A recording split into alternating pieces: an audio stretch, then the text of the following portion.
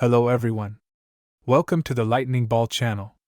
If you haven't yet subscribed to my channel, please do so and activate the notification bell. Your support fuels my continued efforts. In our previous episode, Diablo successfully suppressed Vega, and Dino revealed his most powerful form. Ramiris also calmed down from her initial panic and began to isolate and plan to abandon the part of the labyrinth that had been corrupted by Vega. In this episode, the battle within the labyrinth reaches its final stage. Completely destroying the immortal Vega proves to be exceptionally difficult. Diablo's overwhelming strength forces Vega into utter despair, pushing him to make a self-destructive move. However, at a critical moment, Mai Furuki will emerge as the savior. So, let's get started. In his apotheosis state, Dino instantly shattered the two evil dragon beasts, moving so swiftly that everyone was left in stunned silence. Mai Furuki couldn't help but think that Dino looked incredibly cool. Yes, Dino, who usually seemed like a slacker, had suddenly revealed a serious expression, and this drastic contrast made him appear even more heroic. The fact that he instantly destroyed the evil dragon beasts, which everyone had been struggling against, only made Mai Furuki's heartfelt admiration more understandable. Pico, on the other hand, wore a proud expression, as if she herself had slain the enemies, but she maintained her sharp tongue, sarcastically remarking that Dino should have acted this way from the beginning. Gracia felt similarly. She couldn't even remember the last time she had seen Dino like this. The last time might have been when Veldanava-sama was still alive. But that confident posture, where Dino faced any enemy without fear, remained the same as before. Though Gracia expressed some frustration over Dino's usual laziness, the pride in her voice was unmistakable. It seemed like the Dino of old had returned. Switching to Vega's perspective, thanks to the power of the Lord of Evil Dragon's ability Parallel Thought, Vega managed to split off a separate consciousness from his rampaging self, gradually regaining his composure.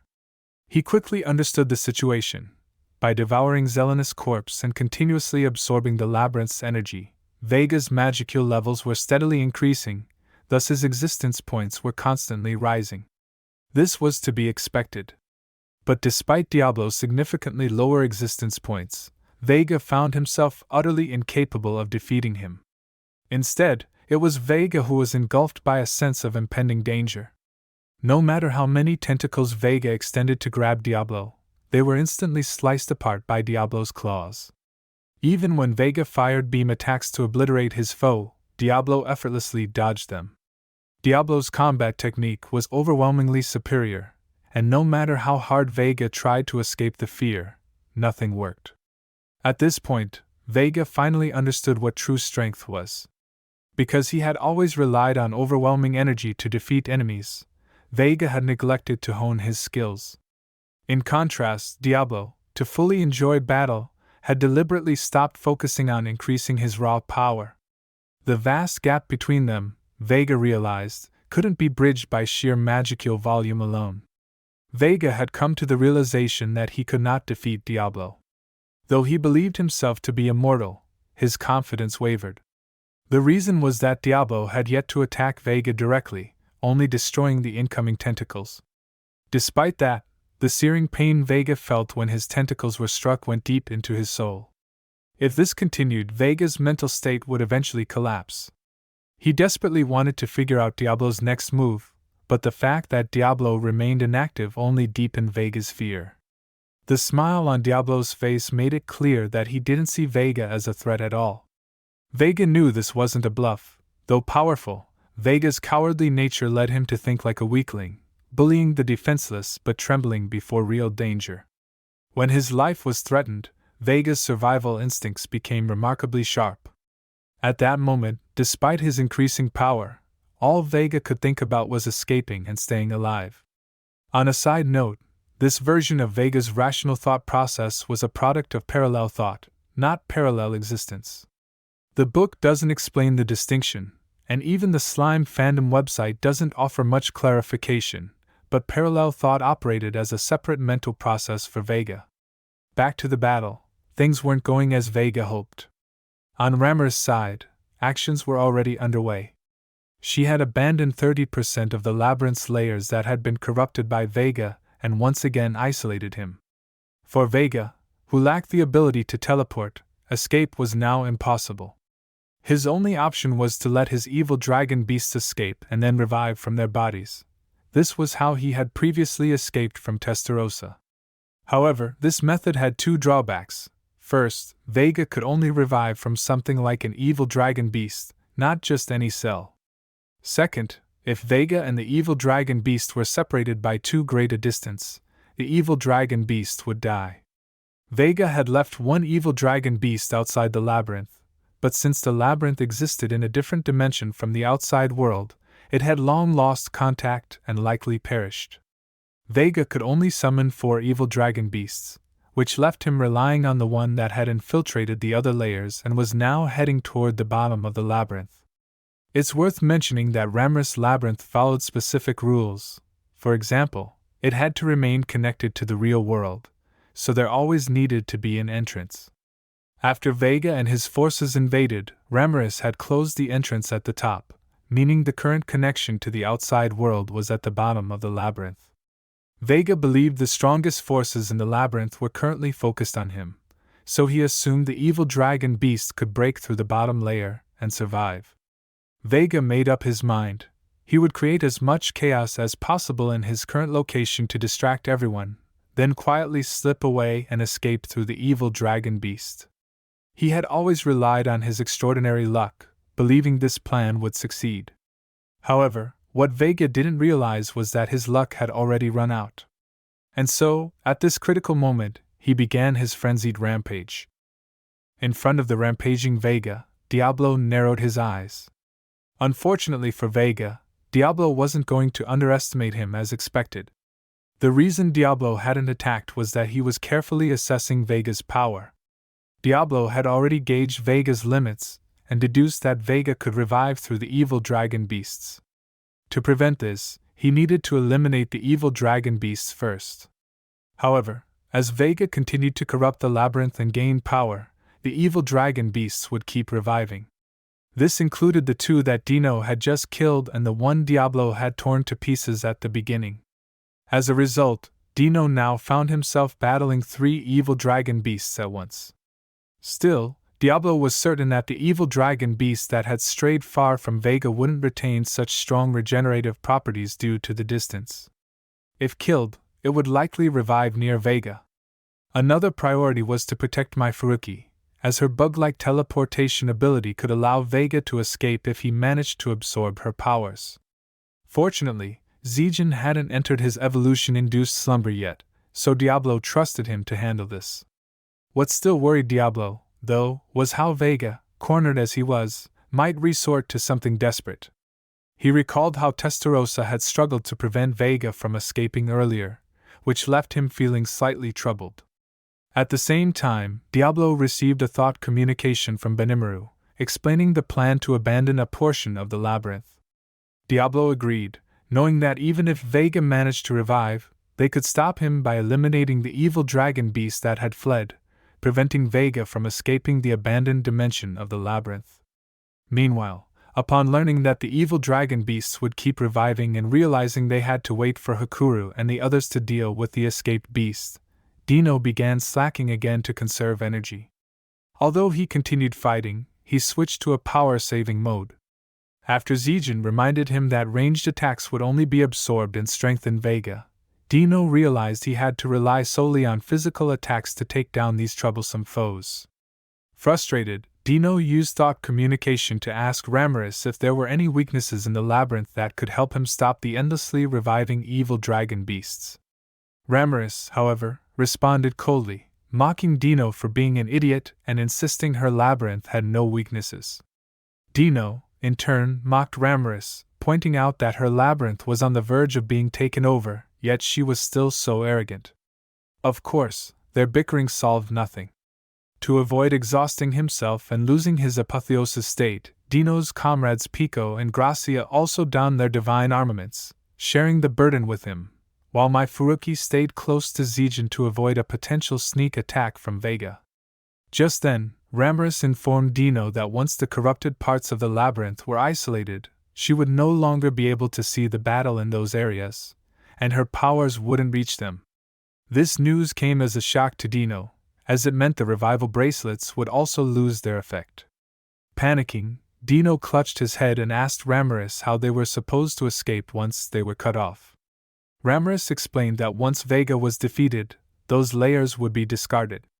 If they continued to linger, they risked being trapped in a dimensional rift along with Vega. Dino, terrified, immediately pressed Ramirez for a solution. The reply was that Benimaru would use time-space manipulation to link the spaces and get them out, but whether it would work remained uncertain. With no other options, the conversation with Ramirez was cut off, leaving Dino in a state of anxious uncertainty. On the large screen at the command center, Hakurou was seen slashing at the fleeing evil dragon beast. His swordsmanship was so refined that it left everyone in awe. Unfortunately, it wasn't enough to fully eliminate the evil dragon beast. Though disconnected from Vega, the beast still retained its ultra-speed regeneration ability. Despite being repeatedly struck down by Hakurou and the 4 Dragon Lords, it regenerated each time. Even so, to stand against an opponent with 50 times more existence points than himself was remarkable, making Hakurou an exceptional figure. Even Benimaru was proud of his master's prowess. But despite their efforts, they couldn't defeat the beast. One of the 4 Dragon Lords, Euros, a red-haired beauty, used her flaming whip to bind the evil dragon beast, aiming to wear it down through sustained damage. However, to keep it restrained, she had taken serious injuries herself, and the continuous damage wasn't even outpacing the beast's regeneration. The other 3 Dragon Lords were also gravely wounded due to the overwhelming power gap. Everyone's efforts were commendable, but even holding off the beast had taken all their strength. Seeing this, Benimaru was tempted to join the battle, but he had a more critical mission, rescuing Zijin and the others who were isolated. Most of the other executives were either unable to fight or had their hands full. Suwei was gathering intelligence with multiple clones, Gabiru and Ranga were still recovering and stood little chance even if they fought, and Beretta was assisting Ramirez with calculations. As everyone deliberated, one figure stepped forward, announcing that it was finally his time to shine. It was Charys, a warrior with fiery red hair and brown skin, none other than former Ifrit, Veldora's assistant.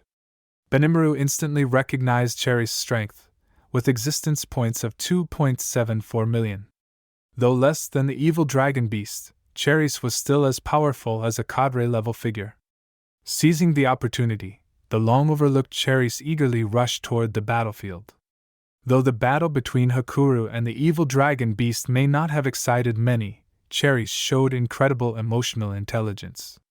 Despite coming to aid Hakurou, Charys graciously thanked him for giving him the opportunity to enter the scene and praised Hakurou's extraordinary swordsmanship. The flattery delighted Hakurou, who recognized Charys' exceptional tact and charm, ranking among the best in the Monster Federation. Of course, considering Charys' unreliable boss, Veldora, who loved to hear endless praise from his subordinates, it wasn't surprising that Charys had mastered the art of flattery. Meanwhile, Beretta, watching from the screen, looked confidently at Charys. As drinking buddies in the Labyrinth, they often vented their frustrations about their bosses. To ensure Charys' flame attacks were unhindered, Hakurou withdrew from the battlefield. Charys did not disappoint.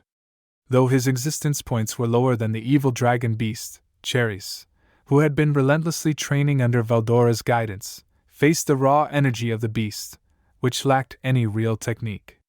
One move, Veldora-style killing art, burning bullet, left the beast wailing in pain, followed by another swift strike, Veldora-style killing art, draconic flare, which finished off the opponent.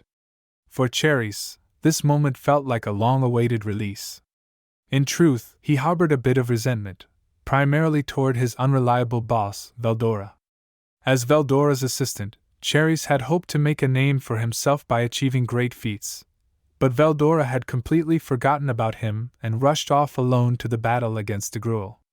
Thankfully, Charys finally got his moment to shine, otherwise he would have sulked for sure. As the fleeing evil dragon beast was finally slain, the battle on the other side also approached its conclusion.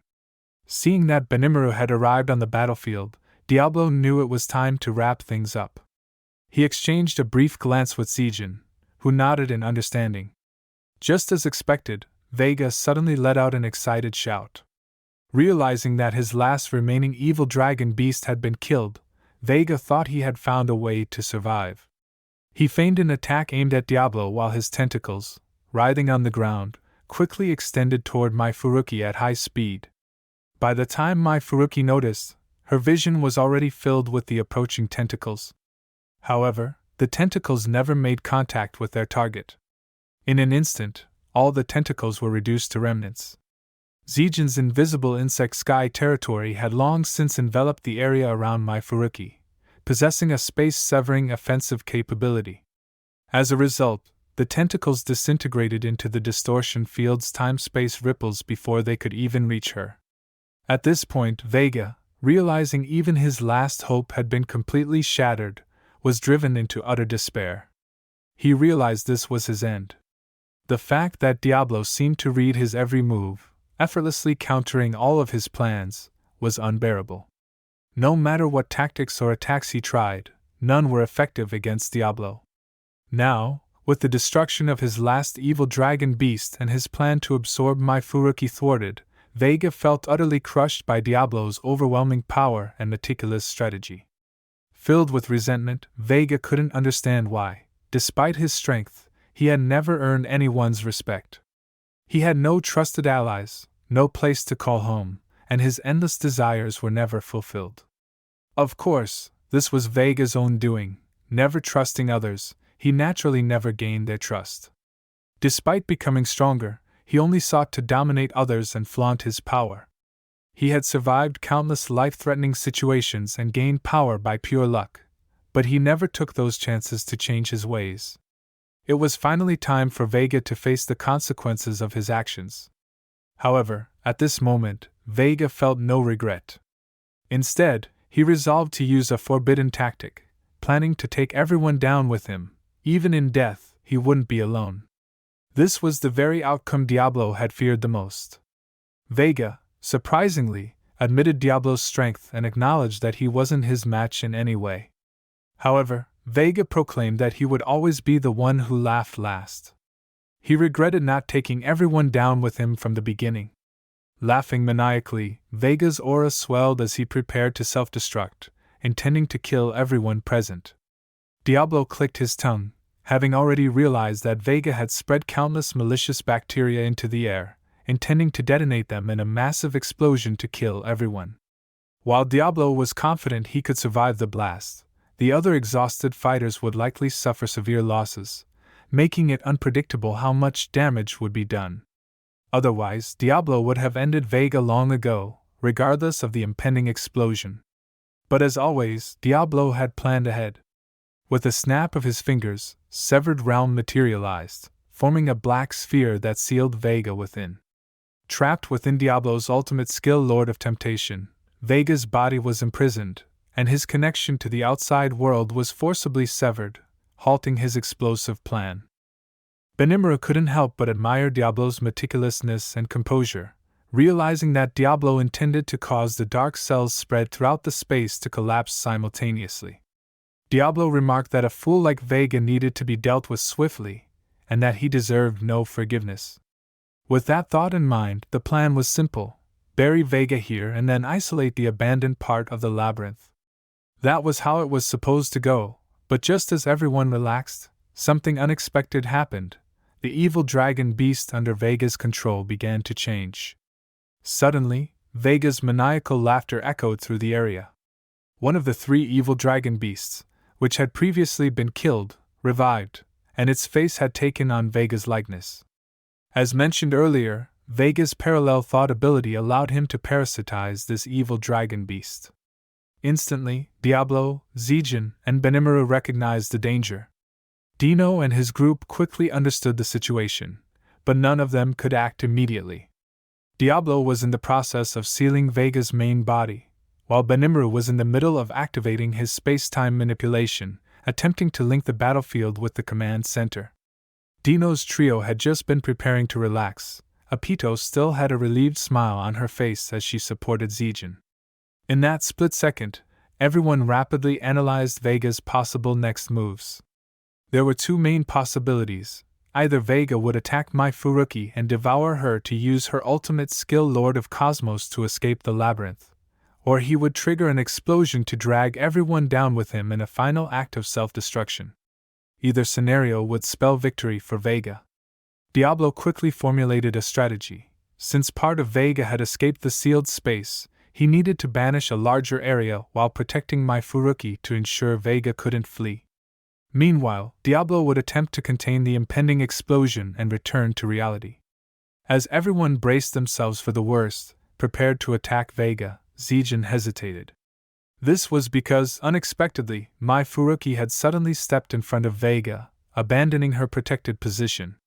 Mai Furuki, with a calm and resigned expression, softly stated that she had anticipated this outcome because Vega was always that stubborn.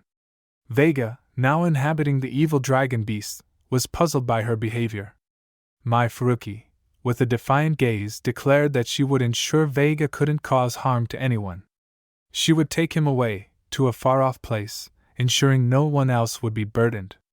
Vega panicked and frantically questioned her, but Mai Furuki didn't answer. Nor did she give Vega any opportunity to devour her. In an instant, she activated her Lord of Cosmos. A radiant light enveloped both of them. Mai Furuki had never been one to rely solely on protection. She had been observing Vega all along and sensed that his obsessive nature would inevitably lead him to this point. Foreseeing this, Mai Furuki had long made up her mind. So even when she realized that she had become Vega's target, she didn't flee. Instead, she chose, in this critical moment, to sacrifice herself to save everyone. The light gradually faded, and with it, both Mai Furuki and Vega vanished from sight. Left behind were only the final remnants of Mai Furuki's thoughts, which reached Dino, Pico, and Gracia's hearts, conveying her gratitude to them. Alright, that's all for this video. Some of you might be wondering, since Mai Furuki could teleport, why didn't she just wait until Vega's escaping evil dragon beast was killed, then teleport everyone out of the isolated labyrinth, trapping Vega there? I had this question myself. Perhaps I missed something important, or maybe Vega was simply too strong, leaving Mai Furuki with no chance to escape. It wasn't until Diablo sealed Vega's main body, leaving only the evil dragon beast with Vega's essence, that Mai Furuki finally had the opportunity to use her skill. At this point, the battle in the labyrinth is entirely over. If we tally up the forces, Felway now has only Jahil as an underling, along with Velzard and Malim, both of whom are not entirely under his control and could switch sides at any moment. In this situation, strengthening Ivarage becomes all the more critical for the author. In our next episode, we'll see the strongest four, Diablo, Zijin, Benimaru, and Dino, unleashing their ultimate techniques, sending off Mai Furuki in a fireworks-like farewell, as well as the story of Vega and Mai Furuki in the otherworldly dimension. The next episode will be just as exciting. If you enjoyed this video, please like, comment, and subscribe. Your support is greatly appreciated. See you in the next one.